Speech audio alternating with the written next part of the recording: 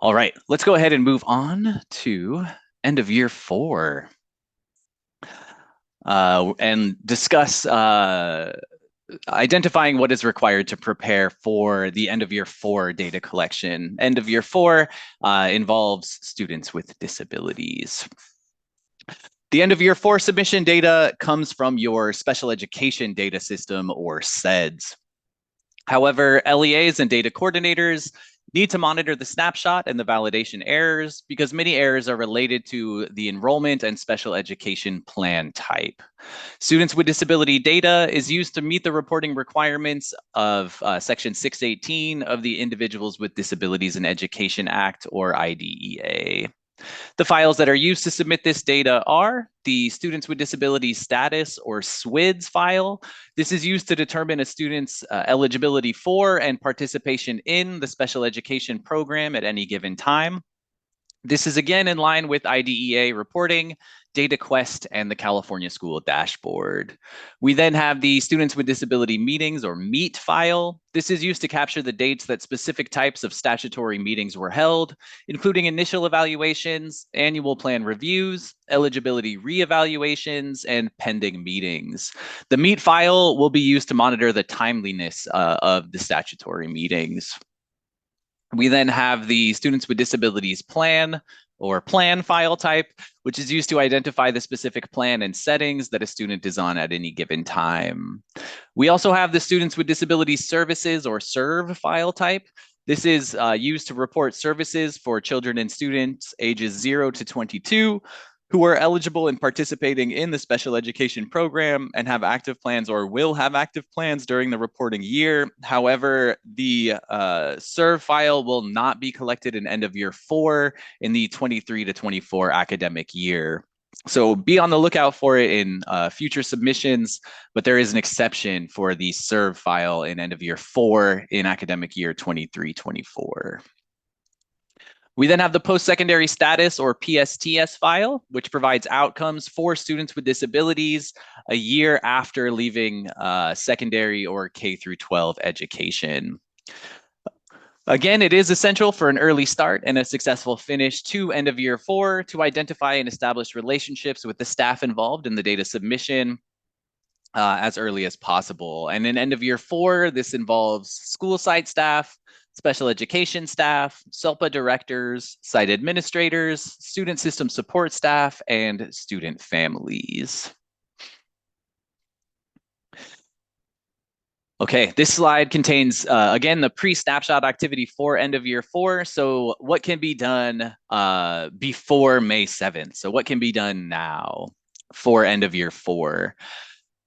And again, this data comes from your special education data system, or SEDS. And special education data coordinators are good about submitting records for students with disabilities in a timely manner. The CalPADS View submission screen consistently shows frequent activity from most LEAs for the SWDS, MEET, and Plan file types. The submission is ongoing, and this data is being submitted now with the exception of the PSTS. The PSTS sometimes gets overlooked as the data is not needed prior to end of year 4. LEA data coordinators may want to encourage the submission of PSTS records from your special education coordinators as well, in order to help identify students who were not surveyed with PSTS surveys and who will need to be surveyed as required by IDEA. The post-secondary status, or PSTS surveys, are a pain point in the end of year 4 data collection. Simply identifying who should be surveyed causes confusion. Remember that the data is submitted from the SED system and it has been collected for several years. County offices and SELPAs can assist new special education coordinators as well as attending EOY or PSTS specific training. Encouraging your special education coordinators to submit PSTS outcomes as soon as possible allows for a reconciliation of data and accounting of students who have yet to provide responses. And we do have a page for the PSTS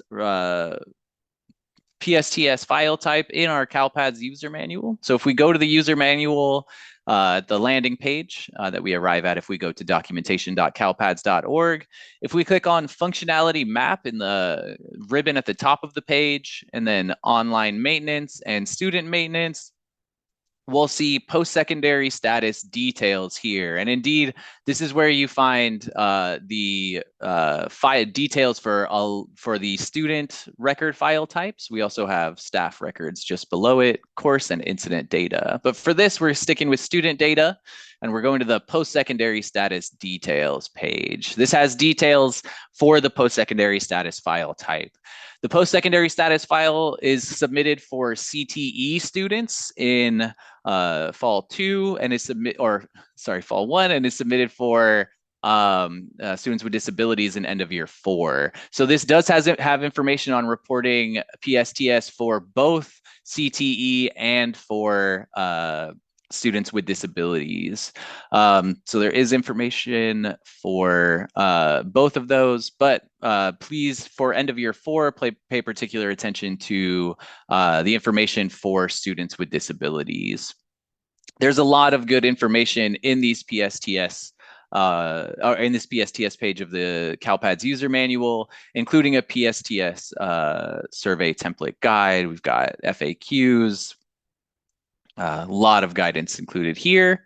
So please do have this page up when you're reporting your post-secondary status results, or when you're working with your special education coordinator on reporting post-secondary status results. Okay, so that's the PSTS page of the CalPADS user manual, and those PSTS surveys are a common pain point in end of year 4. For end of year 4, there are 5 aggregate reports, which are shown on the left of the slide here. There are multiple supporting reports, which provide more specific counts or detailed lists of students who were counted in the aggregate reports.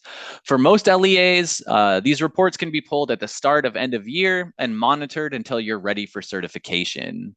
SELPAs will typically wait until they can review an LEA-approved revision, so approve early if for no other reason than to help your SELPAs start early.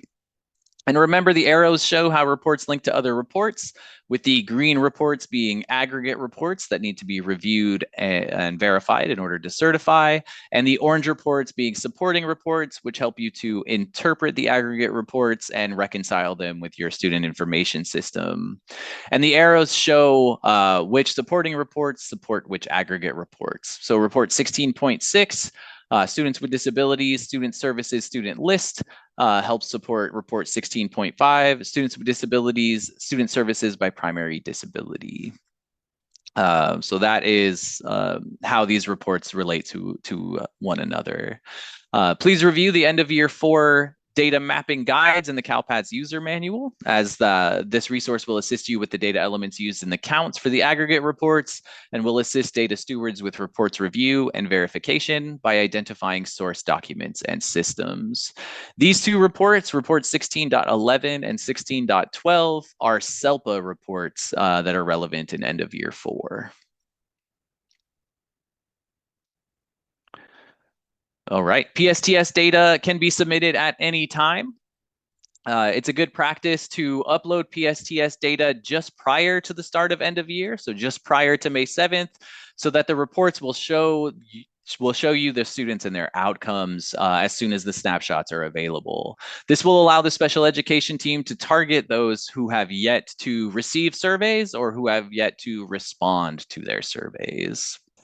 All right, here are links to resources and training that are relevant to end of year 4 that are available now. Again, the CalPADS user manual contains pages for all of the file types that are submitted in end of year 4, including the SWDS, Plan, Meet, SERV record, although be aware that this is not being collected this academic year, and the post-secondary status record. Those all, again, are contained in the functionality map heading. If we go to online maintenance and student data, we've got those records here. We have the CDE guidance. We have end of year special education topics, flash communications, and guidance for reporting data for students with disabilities for the District of Special Education Accountability, or DSEA. and our mainstays here of the CSIS YouTube training channel, end of year data population trainings, which again are file specific. So rather than an end of year 4 data population training, we have data population videos on the SWDS Plan, Meet, and Postsecondary status files that are available for you on the YouTube training channel. And then we have our end of year reporting and certification trainings, which are submission specific. So we'll have end of year 1, end of year 2, end of year 3, and end of year 4 reporting and certification trainings. Those will be live in the coming weeks here, but we have recordings from the previous academic year on the YouTube channel now.